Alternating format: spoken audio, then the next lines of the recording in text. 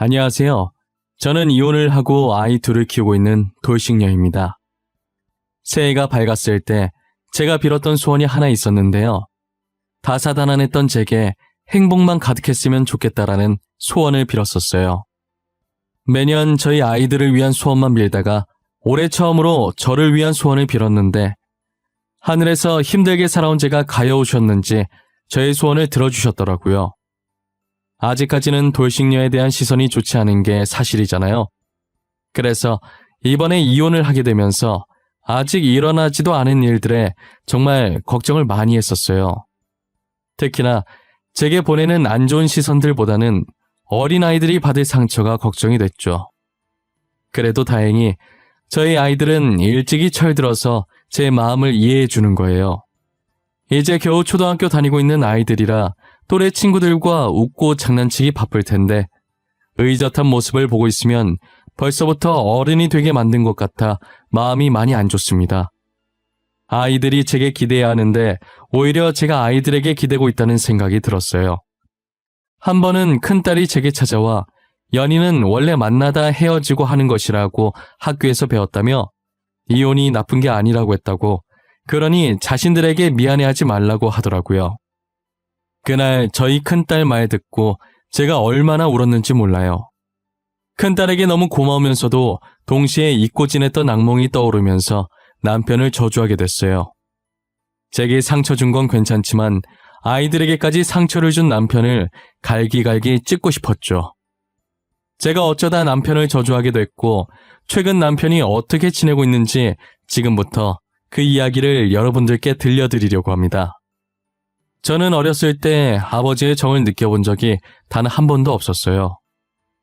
아버지라는 사람은 도박에 빠져서 벌어오는 돈도 없이 저희 어머니 돈만 축내기 바쁜 사람이었거든요.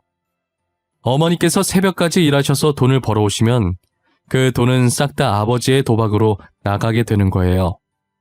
결국 어머니는 이렇게 살다간 빚덩이에 앉을 것 같아서 아버지와 이혼을 하시고 홀로 저를 키우셨어요.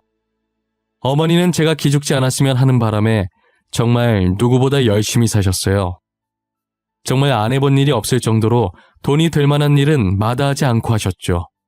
그렇게 악착같이 모은 돈을 가지고 시장 안에 작은 가게를 하나 장만하셨어요. 저희 동네에 있는 시장이 꽤나 큰 편이라 사람들이 많이 왔었어요. 어머니께서 이곳에서 장사하면 좋을 것 같다는 말을 종종 하셨었는데 딱 마침 위치 좋은 곳에 자리가 나서 냉큼 그 자리에 원단 파는 가게를 만드셨어요. 저는 원단 파는 가게가 잘 될까 했는데 의외로 장사가 잘 되는 거예요. 원단 좋은 거 하나 사놓으면 이것저것 만들 수 있는 게 엄청 많다는 걸 그때 알았어요. 저희 어머니가 옷에 관심이 많았어서 그런지 원단도 좋은 걸 잘 뽑아내시더라고요. 그리고 안 해본 일도 없으셔서 손님들께 말도 참 잘했죠. 구경만 하러 오신 사람들도 양손 가득 사서 나가실 정도라니까요. 사장님 성격이 너무 좋고 원단도 다른 곳과는 틀리다고 소문이 나서 저희 가게는 바빠지기 시작했어요. 부모님께서 제가 갓 초등학교에 들어갔을 때 이혼하셔서 중학생 때까진 기죽어서 지냈었거든요. 하지만 고등학교에 들어가면서 어머니 덕에 큰 집으로 이사도 가보고 남들에게 꿀리지 않을 정도로 부유하게 자라게 되면서 어깨 펴고 학교를 다닐 수 있었어요. 늘 제게 미안해하시던 어머니도 제가 웃음을 되찾자 덩달아 얼굴이 피시더라고요. 저는 든든한 어머니 밑에서 대학도 가고 나름 직장도 잘 가게 되었어요. 그리고 제가 남들보다 비교적 늦게 결혼을 한 편이에요. 제가 결혼하던 당시에 제 친구들은 이미 자식들을 유치원에 보내고 있었어요. 아무래도 이혼 가정에서 자라다 보니 제 자식에게까지 저의 아픔을 물려주게 될까봐 지레 겁을 먹어서 결혼이라는 걸 안 하고 싶어 했어요. 그렇다고 연애를 아예 안 한 것도 아니었어요. 비혼주의임을 미리 밝히고 연애를 하긴 했지만 결국 나중엔 항상 상대 쪽에서 결혼을 바라더라고요. 결혼 얘기가 나오는 순간 저는 상대방에게 이별을 구했었어요. 그러다 건너 소개를 받아 연애를 하게 됐는데 6개월 만에 임신이 된 거예요. 저는 아이를 낳아 키울 자신이 없었는데 남편이 낳아서 키우자고 하는 바람에 어쩔 수 없이 원치 않게 결혼을 하게 됐어요. 그래도 남편이 저를 많이 도와주고 시댁살이도 없어서 걱정과 다르게 결혼 생활을 잘하고 있었어요. 다른 건 정말 다 괜찮았는데 하나 문제가 있다면 그건 바로 남편의 직장이었는데요.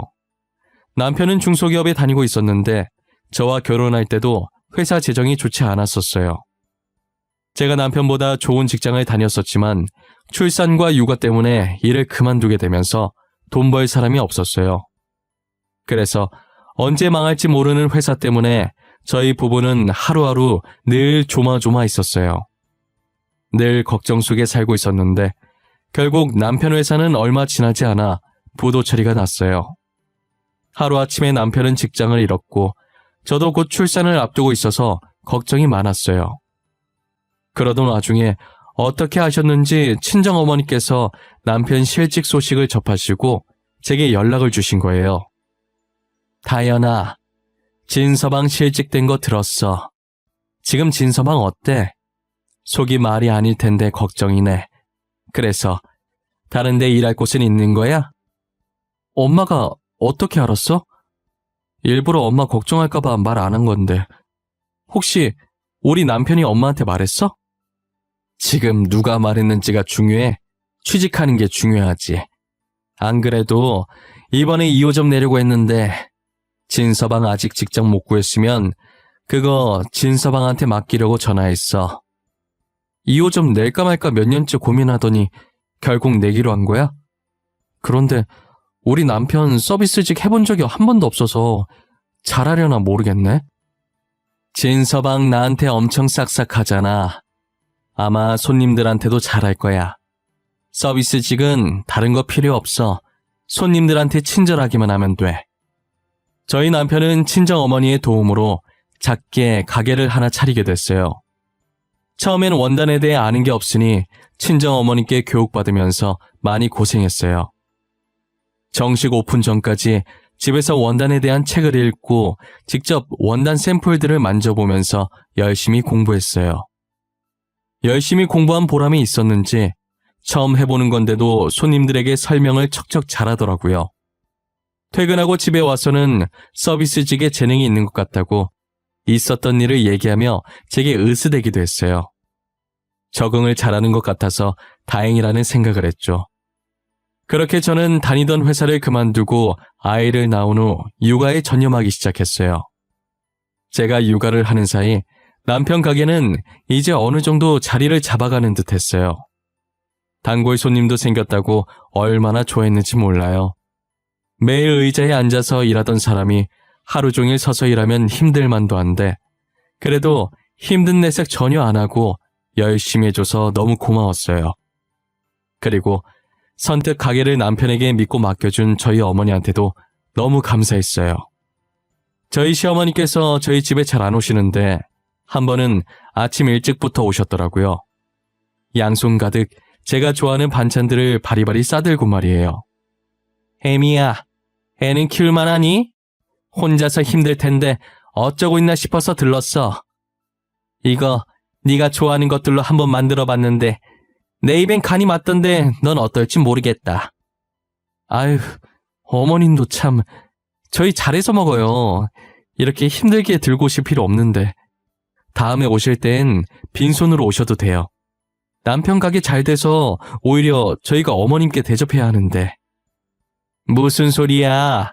이게 다 안사돈 덕분에 잘 된 건데 내가 잘해야지. 아니, 사실은 내가 아들놈 너무 걱정돼서 사돈한테 부탁을 했었거든. 네? 그게 무슨 말씀이세요? 어머님께서 저희 엄마한테 무슨 부탁을... 혹시 남편 일 저희 어머니한테 말씀하신 게 어머님이셨어요? 아니, 나는 답답해 죽겠는데 마땅히 말할 사람이 없더라고. 그래서 안사돈한테 말했더니 걱정하지 말라고 자기가 방법을 찾아보겠다고 하지 않니. 근데 이렇게 가게를 주실 줄 누가 알았겠어. 그동안 저희 어머니께서 남편 실직된 걸 어떻게 알았나 했더니 시어머니께서 말하신 거더라고요. 아무리 말할 곳이 없다지만 어떻게 그런 얘기를 사돈한테 한단 말이에요. 자기 아들이 처자식 지킬 힘도 없는 무능한 사람이라고 얘기한 꼴인데 부끄러운 줄도 모르나 봐요. 저는 시어머니의 말을 듣고 어이가 없었지만 그래도 가게가 잘 되고 있으니 그냥 넘어갔어요. 정말 가게가 잘 돼서 망정이지 친어머니께서 남편에게 가게 맡겼다가 혹여나 망했어 봐요. 그랬다간 2번 다시는 친정어머니 볼 면목이 없었을 거예요. 3년 정도 지나서 남편 가게가 친어머니 가게보다는 손님이 많이 적었긴 하지만 그래도 나름 안정적인 매출을 가지고 있었어요. 앞으로 계속 이대로만 가주면 친정어머니 가게만큼이나 커질 수 있을 것 같았어요. 저희 어머니께서는 가게 매출이 조금만 더 올라가면 아예 건물을 사서 장사를 하려고 했어요. 아직은 좋은 자리에 건물이 안 나와서 다른 사람 건물을 임대해서 장사하고 계셨거든요. 오랫동안 같은 자리에서 일을 해서 그런지 어머니께서는 지금 건물주 분과도 친하셨는데 근래에 그 건물을 어머니께 매매를 할지 말지 얘기가 오가고 있는 모양이더라고요. 아직까지는 매매 생각이 없는데 만약 매매를 하게 된다면 어머니께 팔고 싶다고 말이에요. 어머니께서는 팔아주기만 한다면 그 건물을 사고 싶어 하셨어요. 여전히 장사도 잘 되고 함께해온 추억들도 많은 가게니까요. 저도 어머니와 같은 마음으로 그렇게만 되면 좋겠다고 생각했어요. 그렇게 행복한 생각을 하고 있던 어느 날 남편이 퇴근하고 오랜만에 친구 좀 만난다고 해서 저 혼자 집에 있게 됐는데 친정어머니께서 사고가 났다는 전화를 받게 됐어요. 저는 곧장 병원으로 갔는데 어머니 상태가 생각했던 것보다 심각한 거예요. 골절 정도로만 생각했는데 도착해보니 당장 수술을 해야 할 상태더라고요. 하지만 남는 수술실 자리가 없어서 수술을 못하고 있었어요. 선생님, 저희 엄마 다 죽어가는데 왜 수술 안 해줘요? 이렇게 가만히 보고만 있을 거냐고요? 이러다 저희 엄마 죽으면 선생님이 책임지실 거예요? 저희도 당장 수술을 해드리고 싶지만 당장 남는 수술실이 없어요. 지금 다른 병원 알아보고 있으니까 조금만 기다려주세요. 선생님 제발요. 저희 엄마 벌써 죽으면 안 돼요. 저 아직 효도도 못했어요. 제발 살려주세요. 네? 엄마, 조금만 참아. 응? 엄마 뭐라고? 안 들려. 힘든데 억지로 말하려고 하지 마. 나중에 수술하고 말해줘. 저는 수술실에 자리가 없다는 의사의 말에 정신을 놓고 있었어요. 와중에 저희 친정어머니는 제게 무어라 말을 하시더라고요. 하지만 기운이 없으셔서 말소리가 나오지 않고 입만 뻥긋뻥긋 하셨죠.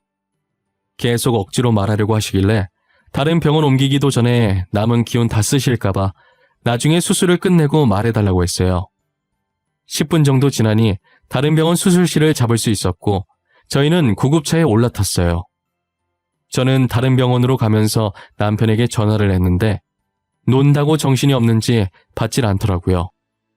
친정어머니는 저렇게 사경을 헤매고 남편은 전화를 안 받으니 참았던 눈물이 나오기 시작했어요. 지금 누구보다 친정어머니께서 제일 힘드실 텐데 괜히 걱정 끼칠까봐 안 울려고 했는데 한 번 터진 눈물은 멈출 생각을 안 하고 계속 흐르더라고요. 그래도 다행히 병원에 다 와가길래 친정어머니께 조금만 참으라고 했어요. 저희 어머니께서는 제 눈물을 보시더니 닦아주려고 하신 건지 제게 손을 뻗으시는데 제 얼굴에 닿기도 전에 툭 하고 힘없이 떨어지는 거예요. 그러더니 곧이어 같이 타고 계시던 구급대원께서 급하게 심폐소생술을 하셨어요. 드라마에서 보던 것처럼 제 사고 회로는 정지됐고 모든 장면이 스노우 모션처럼 느껴졌어요. 그리고 그게 제가 본 저희 어머니의 마지막 모습이었습니다. 당시 제가 둘째를 임신한 지 7개월쯤 됐을 때였는데 부랴부랴 저희 어머니 장례식장을 알아보고 새벽부터 조문객을 받다가 해 밝았을 때 제가 잠시 짐 챙기러 집으로 들어갔어요. 남편은 그날 친구 집에서 자고 안 들어온 것인지 보이지 않았고 대신 시어머니께서 계셨어요. 언제 저희 집에 오신 건진 모르겠지만 시어머니께서는 친정어머니 장례식에 못 가게 저를 막았죠. 너 제정신이니? 지금 만삭인 몸으로 어딜 가겠다는 거야? 출산 앞두고 장례식장 가는 거 아니다. 원래 경사 앞둔 날엔 그런 곳 가는 거 아니다. 어머님, 다른 사람도 아니고 저희 엄마예요. 하나밖에 없는 딸이 어떻게 엄마 장례식장을 안 가요? 만약에 어머님이 이 상황인데 남편이 저 임신했다고 경사 앞뒀더니 안 가겠다고 하면 어떤 기분이겠어요? 나는 너랑 우리 손주 위해서 하는 말인데 꼭 그렇게 되받아쳐야 되겠니? 새벽부터 봤으면 됐잖아. 그러다가 부정 타서 우리 손주까지 잘못되면 어떡하려고 그러냐? 어? 어떻게 너만 생각해? 어머님, 말은 똑바로 하셔야죠. 저를 위해서요? 지금 어머님은 뱃속의 아이만 생각하고 계시잖아요. 진짜 저를 위하시면 지금 이렇게 막으시면 안 되는 거죠. 막말로 이미 이 세상에 없는 사람인데 너가 갔는지 안 갔는지 어떻게 알아? 네가 간다고 해서 사돈께서 다시 살아나는 것도 아니잖니. 시어머니께서는 되도 않는 말을 하면서 장례식장에 못 가게 막으시는 거예요. 어쩜 입만 열면 저렇게 재수없는 말을 하시는지 저것도 능력이라고 생각했어요. 저는 남편이라도 대신 보내려고 전화했는데 남편도 가게에 일이 생겼다고 못 가겠다고 하더라고요. 그 가게도 친정어머니 때문에 하게 된 거면서 하루만이라도 쉰다고 하고 가면 될 걸 그거 하나 못 가준다고 하니 너무 서운하고 친정어머니한테 미안했어요. 어쩔 수 없이 저는 이모와 외삼촌들에게 사정을 이야기했고 마지막까지 잘 부탁한다고 했어요. 이모와 외삼촌들은 당시 제 몰골이 말이 아니었기 때문에 알겠다고 걱정하지 말라고 하셨죠.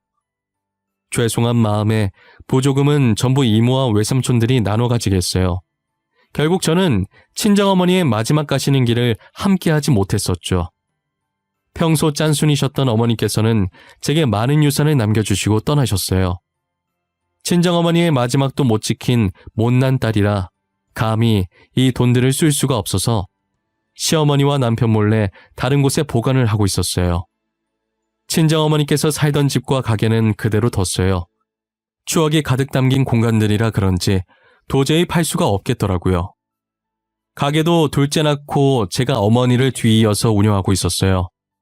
직접 일을 해보진 않았지만 어머니께서 가게 운영하실 때 어깨너머로 본 적도 많았고 집에서 육아만 할 때 남편이 공부하던 거 종종 보곤 해서 기본적인 건 다 알고 있었거든요. 그래서 어렵지 않게 가게 운영을 할 수 있었던 것 같아요. 저는 시어머니께서 장례식에 못 가게 한 게 계속 생각나서 당장 이혼하고 싶었지만 아이들 때문에 혼자 참으면서 몇 년이라는 시간을 흘러 보냈었어요. 세월이 벌써 이만큼이나 흘러 둘째가 초등학교에 입학하게 되었는데 아직도 저희 어머니에게 사고 낸 범인을 찾지 못했었어요. 곧 있으면 공소시효가 끝나는데 이대로 범인도 못 찾고 끝낼까봐 초조해지더라고요. 어떻게 범인을 찾아야 할까 고민을 하고 있던 와중에 TV를 보는데 범인을 찾지 못한 미제 사건을 다루는 프로그램이 있는 거예요. 저는 지푸라기라도 잡는 심경으로 저희 어머니 사건을 그 프로그램에 제보했어요. 많은 사건들이 있어서 제 제보가 방영될 거라고는 기대도 안 하고 있었는데 얼마 뒤 저희 어머니 사건이 방송에 나오더라고요. 저녁을 먹으면서 보고 있었는데 남편이 그 방송을 보고 숟가락을 떨어뜨리는 거예요. 여보, 밥 잘 먹다가 갑자기 왜 그래? 숟가락 하나 더 가져다 줄까? 청소 깨끗이 해도 금세 바닥에 먼지 쌓여서 더러워. 잠시만 기다려봐. 아니, 괜찮아. 근데 저게 뭐야? 지금 저거 우리 장모님 사고 난 거 얘기하는 거 아니야? 장소도 그렇고 장모님 사고 당시랑 너무 비슷한데? 아, 저거 우리 엄마 사고 난 거 맞아. 내가 제보했거든. 혹시나 뭐라도 도움될까 싶어서. 경찰한테 맡겨도 몇 년째 범인을 못 잡으니까 너무 답답하잖아. 그래서 제보했어. 왜 당신 마음대로 제보를 해? 할 거였으면 나한테 먼저 상의를 하고 했었어야지. 왜 말도 없이 저런데 제보를 하고 그래? 갑자기 왜 화를 내고 난리야? 내가 뭐 못할 짓이라도 했어? 딸인 내가 제보하겠다는데 왜 당신 유난이야? 우리 엄마 사건 내 마음대로 제보도 못해? 당신 뭐 찔리는 거라도 있어? 아니, 찔릴 게 뭐가 있어? 그러니까 내 말은 나도 장모님을 친어머니처럼 생각했는데 나한테는 말도 없이 당신 혼자 결정하니까 그래서 잠시 흥분했던 것 같아.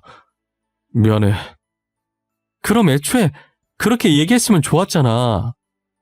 왜 화부터 내서 괜히 싸움을 하게 만들어? 나도 말 안 하고 마음대로 한 거 미안해. 당신도 우리 가족인데. 대뜸 남편이 제게 화를 내서 당황했었는데 남편 말 듣고 보니 어느 정도 일리도 있더라고요. 저희 어머니라 아무 생각 없이 제보를 한 것이었는데 남편 입장에서는 서운할 수도 있었을 것 같아요. 자신도 장모님과 사이가 되게 각별했는데 자신에게는 말 한마디 없이 제 마음대로 했으니까요. 한편으로는 이게 그렇게까지 화낼 일인가 싶기도 했어요. 그러다 며칠 뒤 시어머니께서 평소와 다른 행동을 하셨어요. 처음엔 저희 둘째에게 첫째 이름을 부르시더니 첫째 보고는 누구냐고 하시더라고요. 그러더니 다짜고짜 제 머리채를 잡고 첫째를 어떤 놈한테서 낳은 아이냐고 난리인 거예요. 한참 난리 피우시다가 제 머리채를 잡고 있던 손에 힘이 풀리더니 이내 자기 손을 보면서 방금 자기가 뭐 한 거냐고 제게 미안하다고 하셨어요. 그런데 시어머니 표정에 정말 아기가 없어 보이는 게 순간 설마 했어요. 시어머니는 괜찮다고 했지만 제가 보기엔 정상이 아니셨어요. 걱정되는 마음에 시어머니를 모시고 병원에 가보았죠. 아니나 다를까 제 예상대로 치매 판정을 받게 되셨어요. 최근에 정신적으로 충격을 받아서 치매 진행 속도가 급속도로 빨라진 것 같은데 혹시 며칠 사이에 어머님께 무슨 일이라도 있으셨나요? 아니요, 없어요. 최근에 사고 같은 것도 없었고 늘 집에만 계시던 분이세요. 충격받으실 만한 일이 전혀 없는데. 그래요. 며느님께서 모르는 무언가가 있었나 보네요.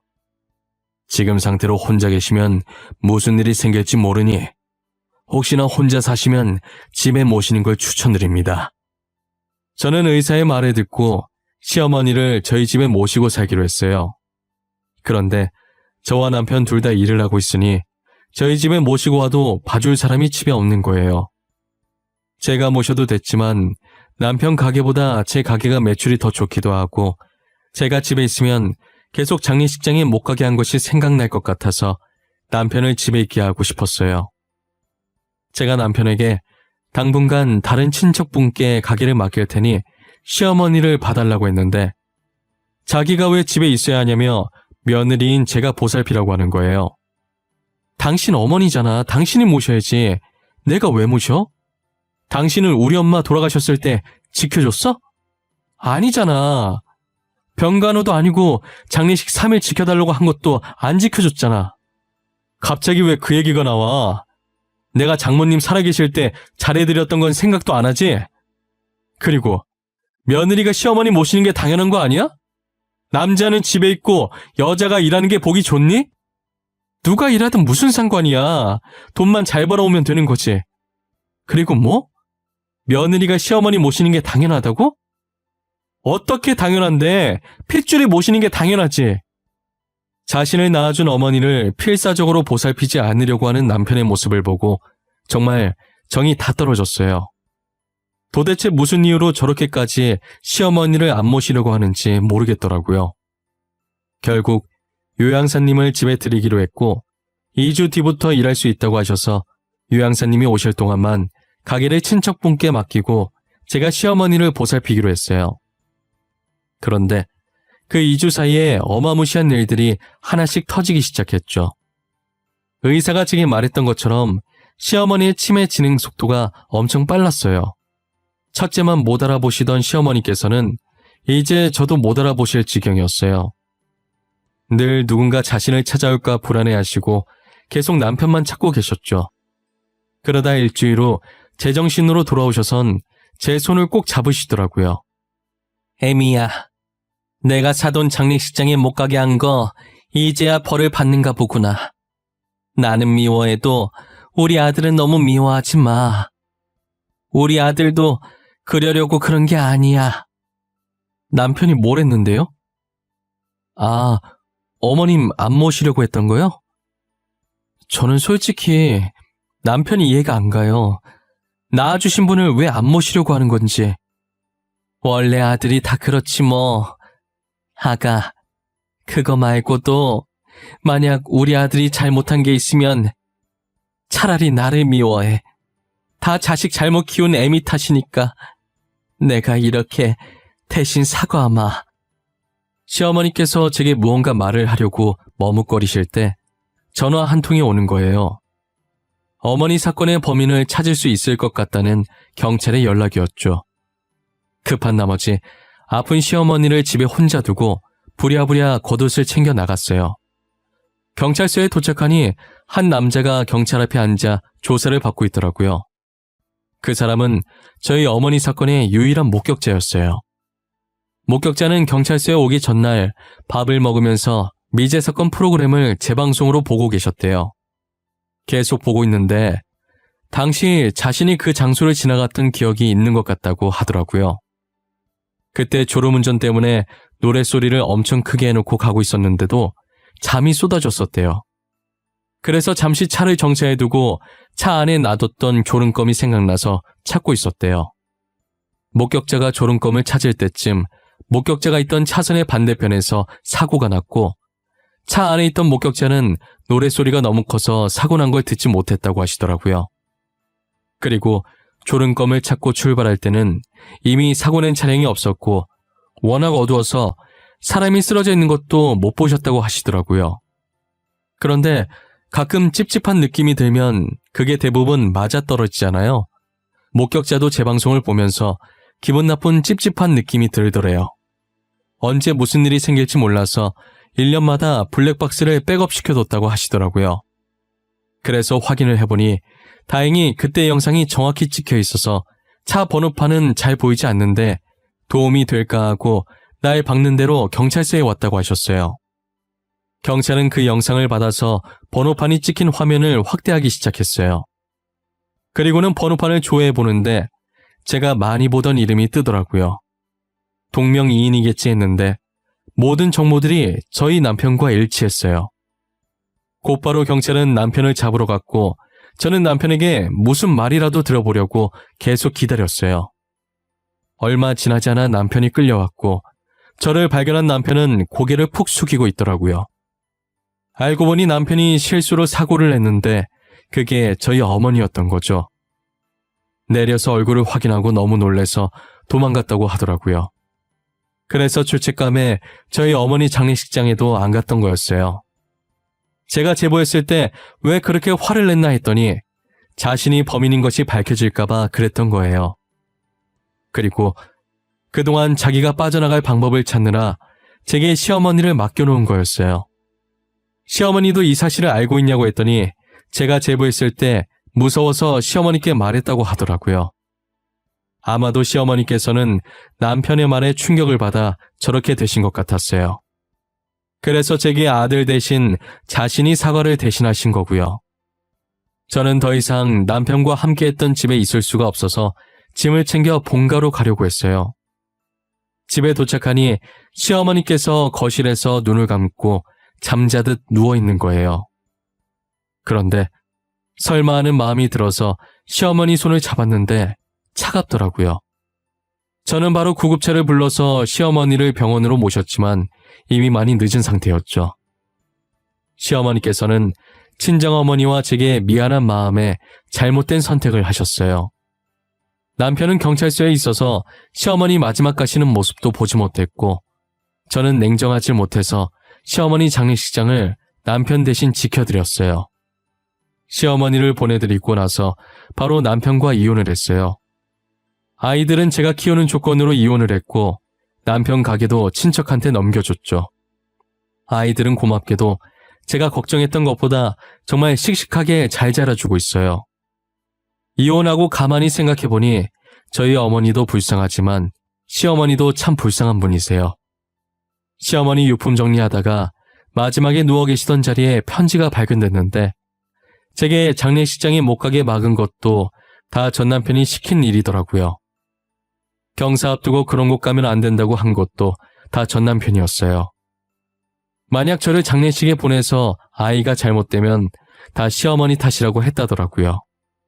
아들 하나 잘못 키워서 지금 이게 뭔가 싶습니다. 전 남편은 현재 징역 살고 있고 시어머니가 돌아가시면서 충격에 반쯤 미친 사람처럼 있다고 하더라고요. 아무래도 자기가 제게 한 짓이 그대로 돌아간 것 같아요. 차라리 그때 실수였다고 자수했더라면 과연 상황이 달라졌을까요? 이혼은 하겠지만 그렇다고 이렇게 비극적인 결말은 나오지 않았겠죠. 정말 세상엔 영원한 비밀은 없다는 말이 맞는 것 같아요. 전 남편도 몇 년이 지났지만 이렇게 비밀이 수면 위로 떠올랐잖아요. 여러분들도 속에 품고 계시는 비밀들이 하나씩은 있을 거예요.